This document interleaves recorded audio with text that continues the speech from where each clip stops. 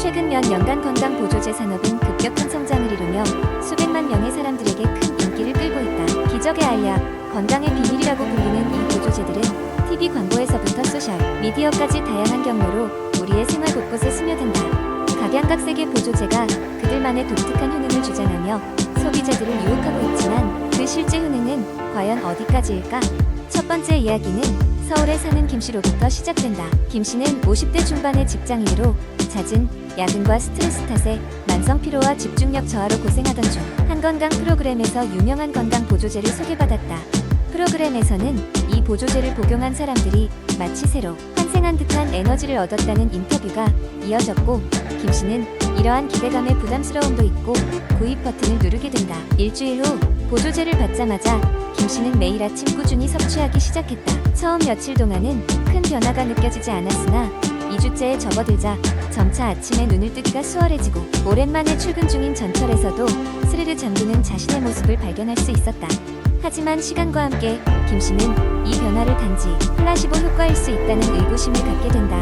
김씨는 건강 보조제의 효능에 대한 진실을 알아보기 위해 인터넷을 뒤지기 시작한다. 온라인에서는 동일한 제품에 대한 상반된 리뷰가 넘쳐났다.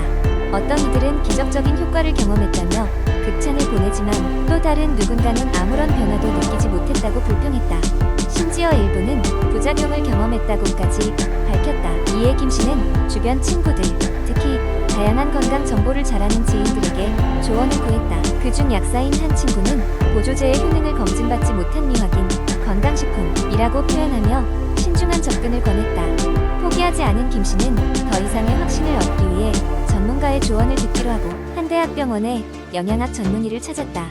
전문의는 김씨에게 보조제의 원료 성분과 실질적인 효능에 대해 설명했다. 실제로 이러한 보조제가 아예 효과가 없는 것은 아니며 특히 특정 비타민이나 미네랄이 결핍된 경우 아주 유용할 수 있다는 사실도 인정했다. 하지만 이러한 이점들은 개인의 생활 방식과 식습관, 전반적인 건강 상태 등 여러 가지 요인에 따라 크게 달라질 수 있다고 강조했다. 결국 모든 사람에게 기적을 기대하기보다는 합리적인 기대치와 함께 대체 요법의 하나로 접근해야 한다는 것이었다. 김씨는 이 상담 후 이전보다 더욱 뒷편적으로 이 문제를 바라보게 되었다. 그리고 매일 삶을 개선하는 데 있어 획기적인 보조제보다도 일상의 균형 잡힌 식단과 충분한 휴식, 가벼운 운동이 더 중요하다는 사실을 깨달았다. 보조제는 이제 김씨의 건강관리 프로그램 중 하나로 자리 잡았지만 더 이상 그것에만 의존하지 않고 보다 포괄적인 면에서 자신의 건강을 돌보게 되었다. 김씨 이야기 이후로도 많은 사람들은 여전히 다양한 건강 보조제를 찾아 떠돌고 있다. 정보의 홍수 속에서 무엇이 진실이고 허구인지 독자적으로 판단하는 일은 결코 쉽지 않다. 하지만 김씨의 경험이 암시하듯 건강은 단순히 하나의 알약에 맡길 수 없는 복잡한 문제다. 그리고 그 복잡함을 파고들여가는 과정에서 우리는 비로소 스스로의 몸과 마음에 대해 더 깊이 이해할 수 있을 것이다. 두 번째 이야기, 어느 한적한 마을의 변두리에 살고 있는 수지는 바쁜 일상과 사회적 기대 속에서 점점 자신을 잃어가고 있었습니다. 그녀는 학교와 직장에서의 스트레스, 가족들과의 갈등, 그리고 자신에 대한 실망감 등으로 마음이 점점 무거워지는 것을 느꼈습니다. 이러한 스트레스로 인한 불안감은 밤마다 그녀의 잠을 방해했고 그녀는 점점 더 피곤해졌습니다. 어느 날 수지는 일과 후에 우연히 지역 커뮤니티 센터에서 스트레스 관리와 마음의 평화라는 주제로 열리는 워크샵 광고를 보게 되었습니다. 그 워크샵은 그녀에게 약간의 호기심을 일으켰습니다. 그녀는 자신도 모르게 그 포스터를 뚫어져라 바라보게 되었고 곧 참석하기로 마음먹었습니다. 다음 주말 아침, 수지는 약간의 기대감과 걱정을 안고 커뮤니티 센터로 향했습니다. 워크샵은 심리학자이자 마음의 평화 전문가로 잘 알려진 김지수 박사가 이끌고 있었습니다. 박사는 온화하고 친절한 미소로 모든 참가자들을 반겼고 여러 가지 방법으로 스트레스 관리를 안내해 줄 것이라고 약속했습니다. 첫 시간은 명상으로 시작되었으며 참가자들은 모두 편안한 자세로 앉아 눈을 감고 박사의 부드러운 목소리를 따라 호흡을 조절했습니다. 눈을 감고 천천히 심호흡을 하면서 수지는 마치 그동안 자신이 내던져두었던 감정의 찌꺼기들이 조금씩 정리되는 기분을 느꼈습니다. 명상의 힘을 조금씩 실감하게 된 그녀는 시간이 지나면서 과거 그녀를 괴롭혔던 많은 일들이 사실 그렇게 중요하지 않을 수 있다는 것을 깨닫기 시작했습니다. 이어진 세션에서는 생각의 전환이 얼마나 중요한지를 배웠습니다. 박사는 부정적인 생각이 어떻게 우리의 마음을 갉아먹는지, 그리고 그것을 긍정적이거나 중립적인 생각으로 전환하는 방법에 대해 설명했습니다. 수지는 누구보다도 이 순간이 필요했습니다. 예를 들어 그녀는 항상 나는 충분히 잘하지 못해라는 생각을 종종 하곤 했습니다. 하지만 박사의 지도 아래 그 생각을 나는 지금 내 자신을 발전시키고 있는 과정에 있어 라고 변경하는 연습을 시작했습니다. 점심시간이 지나고 참가자들은 자주 스트레스를 주는 직장이나 학교 환경에서 어떻게 마음의 평화를 유지할 수 있는지 배우는 시간을 가졌습니다. 여기에서 수지는 마인드풀 리빙이라는 개념을 처음 접하게 되었습니다. 사소한 일에도 주의를 기울이고 현재의 순간에 몰두하는 것이 분주한 마음을 달래고 스트레스를 줄이는 데 큰 도움이 된다는 것을 이해하게 되었습니다. 마지막으로 박사는 자연 속에서 시간을 보내는 것이 어떻게 우리의 정신 건강에 긍정적인 영향을 미칠 수 있는지를 강조했습니다. 그래서 수지는 다음 주말에 근교의 숲으로 도보 여행을 계획했습니다. 그렇게 그녀는 자연 속에서 걷고 멈추고 바라보는 과정에서 마음이 한결 가벼워지는 것을 느꼈습니다. 끊임없이 바쁘게 돌아가던 수지의 내부 세계는 이제 차분하게 변하기 시작했습니다. 그 후로 수지는 일상에서 배운 것들을 조금씩 적용하기 시작했습니다. 스트레스가 몰려올 때면 잠시 멈춰서 숨을 고르고 자신에게 긍정적인 말을 건네며 든든한 마음을 유지했습니다. 때로는 혼자서 조용히 걷거나 명상을 통해 하루를 마무리했습니다. 그리고 중요한 것은 완벽하려 하기보다는 조금씩 변화를 향해 나아가고 있다는 추운 느낌과 작은 성취감이 그녀의 마음을 편안하게 했습니다. 이렇게 수지는 스스로에게 마음의 평화를 찾아가는 여정에 다시금 서 있었습니다. 그녀의 삶은 더욱 깊고 의미 있는 방향으로 천천히 변화하고 있었습니다. 세 번째 이야기, 바쁜 현대 사회를 살아가는 사람들은 종종 식습관에 신경을 쓰지 못하고 인스턴트 음식이나 패스트푸드에 의존하게 된다. 이런 식습관은 시간은 절약할 수 있으나 우리 몸이 필요로 하는 필수 영양소의 결핍을 초래할 수 있다. 영양소 결핍은 단기간에 큰 문제를 일으키지 않을 수 있지만 장기적으로는 건강에 심각한 영향을 미칠 수 있다. 먼저 현대인에게 흔히 결핍되는 영양소 중 하나는 비타민 D이다. 비타민 D는 햇빛을 통해 자연적으로 생성되지만 실내 생활이 많거나 자외선 차단제를 상시 사용하는 경우 부족해지기 쉬운 영양소다. 비타민 D 결핍은 뼈의 건강에 직접적인 영향을 미친다. 결핍이 지속되면 성인의 경우 골다공증으로, 어린이의 경우 구루병으로 이어질 수 있다. 또 비타민 D는 면역 기능을 강화하고 염증을 줄이는 역할도 하기 때문에 결핍 시 면역력이 떨어져 감기에 자주 걸릴 수 있고 만성 피로를 느낄 수 있다. 또 다른 중요한 영양소는 오메가3 지방산이다. 오메가3는 뇌 기능과 심장 건강에 필수적이며 우리의 몸에서는 자연적으로 생성되지 않기 때문에 반드시 음식 또는 보충제로 섭취해야 한다.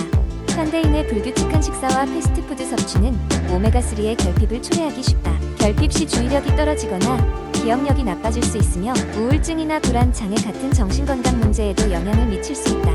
또한 심혈관 질환의 위험도 높아지게 된다.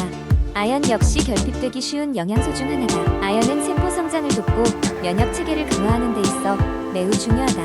아연이 부족해지면 상처가 잘 낫지 않거나 감염에 취약해질 수 있다. 또한 성인의 경우 맛과 냄새를 잘 느끼지 못하게 되거나 어렸을 때 아연이 결핍되면 성장 호르몬의 분비가 줄어들어 성장 지연을 초래할 수 있다. 현대인들이 자주 겪는 철 결핍도 잊지 말아야 한다. 철은 적혈구의 핵심 구성 요소이며 혈액을 통해 산소를 운반하는 역할을 한다. 철 결핍은 쉽게 피로를 느끼게 하고 안색이 창백해지며 심한 경우 빈혈로 이어질 수 있다. 여성의 경우 월경으로 인해 철분이 쉽게 소실되기 때문에 철분이 풍부한 음식을 충분히 섭취하는 것이 중요하다. 마지막으로 섬유질 부족은 현대인의 또 다른 문제다. 섬유질은 소화 건강을 개선하고 변비를 예방하며 체중 관리를 돕지만 가공식품을 자주 섭취하는 식습관은 섬유질의 섭취량을 줄일 수 있다. 섬유질이 부족하면 대장 건강이 나빠질 수 있고 체중 관리가 어려워질 수 있다. 결론적으로 현대인의 바쁜 생활 속에서는 중요 영양소가 결핍될 가능성이 높다. 균형 잡힌 식사를 통해 필요한 영양소를 적절히 공급받는 것은 우리의 신체적, 정신적 건강을 유지하는 데 매우 중요하다. 제대로 된 식습관과 영양소 섭취를 통해 활기차고 건강한 생활을 이어나가야 할 것이다. 네 번째 이야기, 가을이 시작되면서 점점 기온이 낮아지고 공기가 차가워지는 것을 느낄 수 있습니다. 이럴 때일수록 우리는 감기에 걸리지 않도록 조심해야 합니다. 어떻게 하면 자연스럽고 건강하게 감기를 예방할 수 있을까요? 저는 자연요법을 통해 감기를 예방하는 방법에 대해 이야기를 나누고자 합니다. 어느 한적한 마을에는 자연을 사랑하는 할머니가 사셨습니다. 할머니는 어릴 적부터 자연에서 자라고 자연의 혜택을 강하게 체험하며 자랐으므로 늘 자연적인 방법으로 건강을 챙기셨습니다. 이 할머니는 마을 사람들에게 자연요법 전문가로 잘 알려져 있었고 계절이 바뀔 때마다 사람들에게 자연적인 방법으로 감기를 예방하는 법을 알려주곤 하셨습니다. 첫 번째로 할머니가 강조하는 것은 충분한 수분 섭취입니다. 할머니는 늘 물을 자주 마셔야 한다고 말씀하셨습니다. 물은 체내 독소를 배출하고 목젖막을 촉촉하게 해주어 미세먼지가 많은 요즘 같은 시기에 바이러스가 몸에 붙는 것을 막아줍니다. 할머니는 주전자에 보이차를 끓여놓고 자주 마시곤 했습니다. 보이차는 몸을 따뜻하게 해주는 효과가 있어 찬 기운을 몰아내어 감기 예방에 특히 좋습니다. 두 번째로 강조하신 것은 충분한 휴식과 수면입니다. 사람들은 종종 바쁜 일상 속에서 수면을 소홀히 여기지만 할머니는 잠이 보약이라며 충분한 잠이 얼마나 중요한지 강조하셨습니다. 수면은 면역 체계를 강화하고 스트레스를 줄여주어 감기를 예방할 수 있습니다. 또한 할머니는 음식 섭취에도 신경을 쓰셨습니다. 항산화 물질이 풍부한 음식을 섭취하는 것이 중요하다며 매일 아침에는 신선한 과일과 채소 단백질을 잡곡밥과 함께 드셨습니다. 특히 감귤류 과일은 비타민C가 풍부하여 면역력을 높이는 데 도움이 됩니다. 또한 마늘, 생강, 꿀 등을 섞어 만든 차를 자주 마셨는데 이는 감기에 좋은 자연적 치료에서 효과가 있는 것으로 유명합니다. 마지막으로 할머니는 운동의 중요성을 피력했습니다. 매일 산책을 하거나 가벼운 운동을 하며 몸을 움직이는 것은 혈액 순환을 촉진하고 면역력을 향상시키는 데 필수적입니다. 또한 햇볕을 받으며 비타민 D를 자연적으로 체내에서 합성시키는 것도 중요하다고 하셨습니다. 할머니의 이러한 자연요법들은 단순하지만 누구나 쉽게 실천할 수 있는 방법입니다. 자연의 이치에 따라 생활하는 지혜를 통해 우리는 감기를 예방하고 건강한 삶을 누릴 수 있습니다. 느리지만 확실한 자연의 치료법, 여러분도 실천해보시는 것은 어떨까요?